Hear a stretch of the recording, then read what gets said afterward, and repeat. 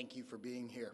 Joining me today, I'm John Donnelly, Chief of the District of Columbia Fire and EMS Department, and I'm representing the Unified Command team that is operating today.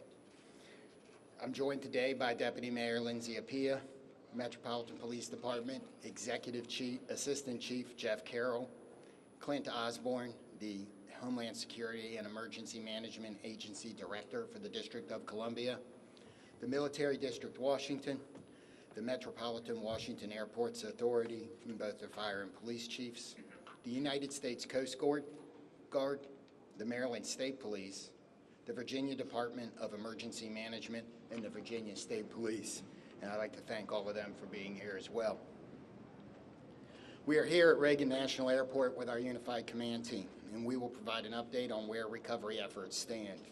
We'll also give more information about the cadence of updates from Unified Command going forward.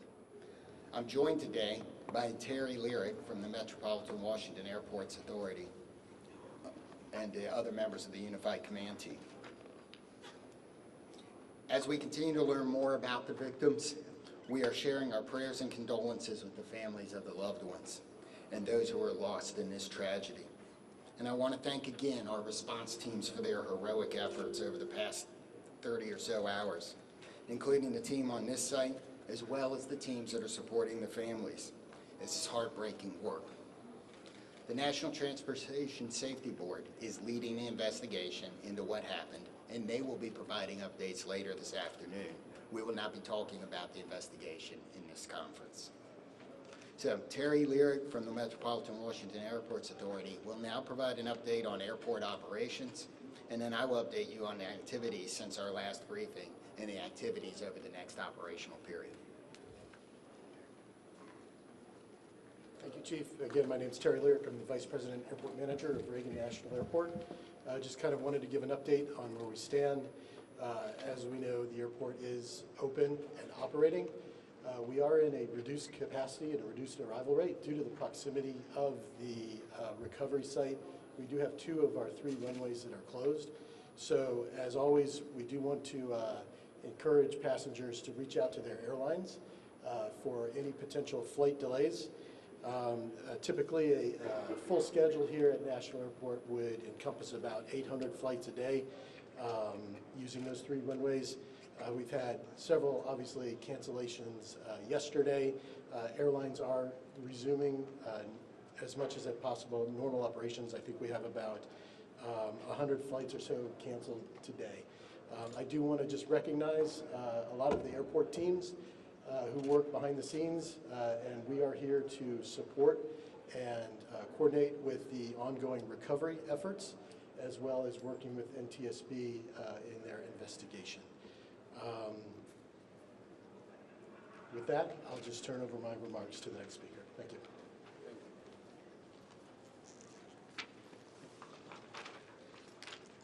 So, overnight, our teams continued search operations and surface work, including side sonar scanning, shoreline searches, and aerial searches. Also, 2 Coast Guard cutters have arrived on station, and you may be able to see them out there on the water. Other efforts off-site included the NTSB, American and PAL Airlines, and district officials meeting with families at the Family Assistance Center and providing the support that they need to get through this horrible event.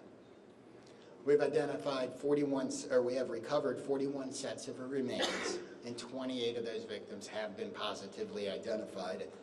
And as of 6 a.m. this morning, next of kin notifications have been made to 18 families. Going forward with our recovery operations, search teams will continue to work the site. We'll do side sonar scanning, searching the shoreline, and aerial operations. Our dive teams are working in targeted areas, and additional Coast Guard assets will arrive this afternoon. The salvage crews have begun to arrive on the scene, and they're assessing the work that's going to be needed to recover the aircraft from the water. We expect those operations to begin no later than tomorrow afternoon. The teams are also working the shoreline down the river, as we do expect some debris to be dragged by the current. And if members of the public believe they have information or have discovered potential wreckage, we're asking you not to touch it and to call 911, and we will send somebody out to get it. Supporting the response team. This has been a tough response for a lot of our people. We've had over 300 responders operating at one time, and I think we've got about 500 people that have worked through the site. So the Unified Command has activated peer support for its first responders to make sure that everybody has somebody that can help us get through this. And the outpouring of support, people like the World Central Kitchen's relief team and many of the local restaurants here at the airport have supported the people working, making sure they have food so they don't have to stop. And I want to thank the rest of the community for their outpouring of support and the messages that they have given to the firefighters, police officers, military officials, and everybody else that's working. If you want to help, the Greater Washington Community Foundation has a relief fund. You can donate at the link above. We also, be careful, avoid your fundraising scams, only trust verified sources, and ways you can help is to amplify that message using trusted sources on social media. Exercise patience through the transition as this impacts the region. Things like the delays at the airport, people are going to need your grace. I know we've got a lot of vehicles around. We've got some areas closed that are normally open to the public around the river, and we need your patience in that. Check in on your friends and neighbors, and if you're feeling anything about this event, please call the crisis hotline, talk to a medical professional, and you can use 988 on your phone. What do we got here? Is that the last one? So with that, we're going to be able to take a few questions. I'm going to start over here, and we'll work our way across. 1, 2, 3. Yes, sir. Hi, this is Campbell Roberts from the New York Times. Can any of you talk about the FAA's decision to restrict helicopter flights in and around National Airport? So the question is, can anybody talk about the FAA's decision to restrict flights in and around National Airport? I don't believe we have any. So that's probably beyond the scope of this interview. You'll have the NTSB later, and that's something I might ask them. Yes, sir. Chief Skylar Heather with CBS News. Given the time that has passed, can you describe the conditions right now as it relates to the recovery process and whether you all think that y'all will be able to recover more bodies? Okay, the question was, given the time that has passed and the conditions outside, do we believe we're going to be able to recover more bodies? And there's a lot of challenges with that. So I'm going to answer that one. I'm going to say that, yes, we expect to recover all of the bodies. We have that's why our teams are still working. We're going to have to work with the salvage company to do some of that work. Yes, sir. If I may ask a question on behalf of the Reagan National Airport. This is Alex Gabriello with News Nation. A lot of questions now circulating about the crowded airspace surrounding this airport. Also reports about other close calls, including 24 hours before the fatal accident. We've seen the FAA take the position of restricting the airspace, specifically Route 1 and 4 for choppers in this area. What is the airport's position about potentially toning down some of the air traffic around this airport, and should this have been done sooner, specifically the restrictions on the airspace for choppers on Route 1 and 4? Yeah, sure. The question was regarding air traffic, helicopter routes up and down the Potomac, right? That is an FAA responsibility. The airspace is controlled by the FAA. The airport does not have any responsibility outside of the surfaces, the airport itself. But most certainly, this has been conversations that you've had, and when it comes to safety for the airport, for the passengers that come in and out of D.C. Mm-hmm. Absolutely. The FAA does regulate the airport, and we follow all FAA safety regulations. Again, all I can say is the FAA is responsible for the airspace. And very briefly, a question for the chief. Sir, how long do you expect it to take for the salvage to be removed from the river to recover the bodies and do everything that's necessary to bring closure for these families? So we're working as fast as we can. I'm not going to be able to give a timeline on that as there's a lot of unknowns. But we hope that we have we have more salvage equipment here tomorrow, and that operation can begin then. So next three questions. 1, 2, 3. Chief Perry Russin, ABC News. How is weather affecting recovery efforts? Rain today, rain forecast later. What are the elements inside the river? How has all of this affected recovery? So the question is, how does the weather affect the recovery operation? In my view, it may slow it down slightly, but all of the units out here, all of the people work year-round in all conditions. We're going to be careful. We're going to make sure we don't hurt anybody else, but the weather we've seen so far is weather we can work in. If that were to change, that would affect it, but we haven't seen that. I would get one question at a time. Chief, you talked earlier about access to the site and to gain access to that area. We don't think that ice was a real problem that day, but the John Glenn has been out of service for some time. Do you have an update on when that vessel can be put back in So service? the question is access to the site and the John Glenn is the fireboat for the District of Columbia. So what I referred to on access to the site is things like Gravelly Point being closed and that being lost as a local recreation area while we're working. There was some ice on the river. We made good access to the site with everybody else. The John Glenn, as has been reported, is one of the district's fireboats. It is not the primary asset for this type of operation, and while it's in the shop, it didn't affect anything, and we hope to have it back by this summer. Yes, sir. Mr. Lyric, I have a follow-up question about the runway closures. Grady Trimble with Fox. So you said 2 of 3 are closed because of their proximity to the crash site. Yeah. Can you explain why they remain closed? Sure, absolutely. So the question is, why are 2 of the 3 runways here at National Airport closed? So if you're familiar with the runway configurations here, we have a main north-south runway, and we have 2 what we call crosswind runways.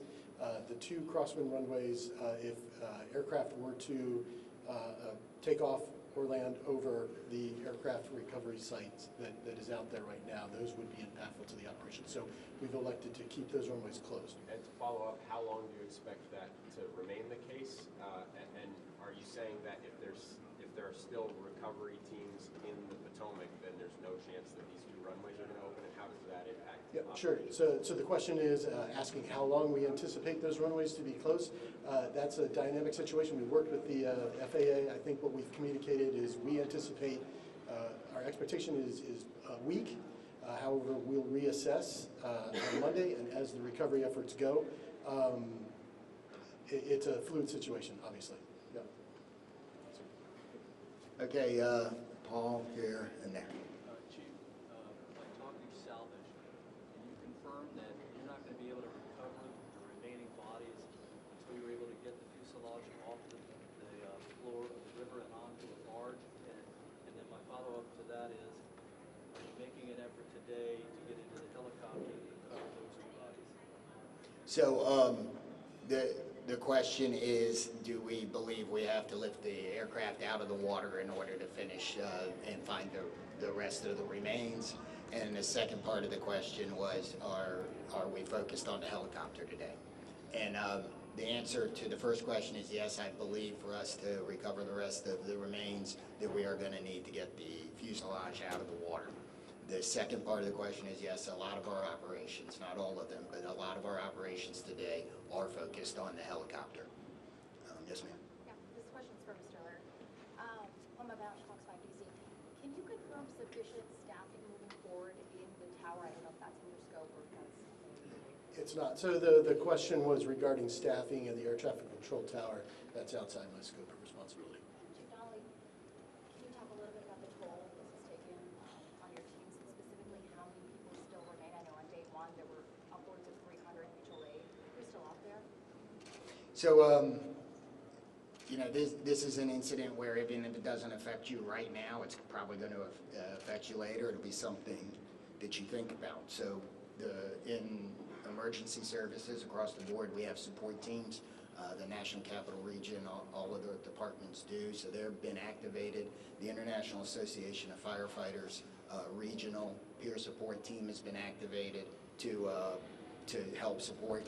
And the incident management team, as they rotate responders through the scene, are making sure that there are opportunities for them to get the assistance they need. I'm going to ask the Virginia State Police to talk about the peer support he's doing a little bit. I'm First Sergeant Blank with the State Police in Virginia. We are working with our partners. MWA is leading the support for the effort for peer support, but I'm here in support of that effort. And we have several regional partners that are contributing to that, including mental health professionals who are on site from ANOVA and from a nonprofit in the area that are providing support. The Virginia Law Enforcement Assistance Program is also planning to send support, and all of the most of the public safety agencies in the region are providing personnel to assist with that effort. Yes, ma'am. Marielle Harlan with DC News Now. I know that this is an unpleasant question for you, Chief, but we've been hearing reports from people that live along the river and potentially see the partial remains coming up on shore. People are seeing these. Is that anything you're hearing, or is that way keeping people away from some of these shore? So we're not keeping anybody away from the shoreline for any of those reasons. If we've closed off an area like Gravelly Point here, it's because we have emergency access vehicles coming in and out, and we need the access to the river. We have received some 911 calls about either debris or remains. I don't know that we've actually found any remains. We've certainly picked up debris from those 911 calls.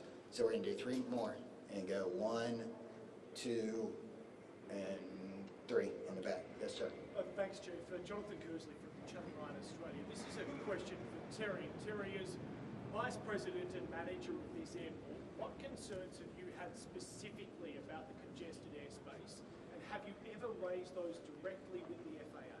So again, the United States airspace is the safest in the world. Safety is one of our top priorities, and we continue to ensure that the airport is safe for operations. To follow up on that, it wasn't safe in this instance. There have been near misses here before. You would have been made aware of those as manager of this airport. Have you raised concerns with the FAA about the congested airspace around Washington's airport? Yeah, I can say again, we work with the FAA, we're regulated by the FAA, we comply with all FAA safety regulations. But that doesn't answer the question. Yes, sir. Can you talk about how much debris has been removed to Hangar 7?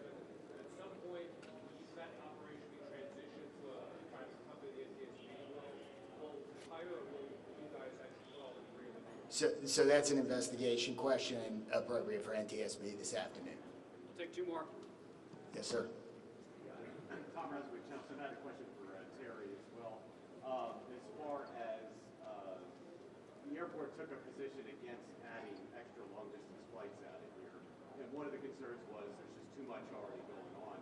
Do you maintain those concerns because they're supposed to start in the next few months? Are you concerned about safety as those extra flights start? Yeah, thanks, Tom. So the question was regarding the additional slots to DCA. As you know, the slots are federally controlled, federally mandated, and we have to follow federal regulations. Are you still concerned about it? I mean, the airport authority was concerned at the time. Yes, again, we have to follow the federal regulations on the slot controls. Yeah. That's it. Hi, Jim Spellman, Yeah. CGTN. Terry, one more question for you. You're talking about the FAA, Congress, federally mandated, et cetera. Where does the buck stop with this accident and ensuring that the next flight to take off from this runway is safe? So again, the question is really directed to the FAA and Congress, I believe. Yeah. Last question's right here. You have 41 victims recovered. Are you confident in the location of the others? Where are they? Are you confident that you know where they are? So I think we know where they are. We won't know until we're done. I mean, we're going to continue this search operation, but we've searched a large portion of this river, and we are right there. So, I didn't read. So the question. Let me answer the question again, or let me restate the question. Sorry. The question was, are we confident we know where the other remains are, and that it couples with the question about removing the aircraft. I believe that when we remove the aircraft, that will help us resolve this number. If it doesn't, we will continue the search. Okay. Claire, that's the process. You take the salvage, the fuselage out. You're going to put it on just reiterate that process, what that looks like. Removing it, putting it on a barge, is that right? So some of that isn't decided yet. We'll have to see what the salvage team is doing once they get all of their equipment here. So we may have more on that tomorrow, but so I don't know the exact process today. So thank you all for coming today. Hopefully we answered your questions. We are going to do this again tomorrow. I don't have the time yet, but we will push that out so we can provide the same type of update. Thank you.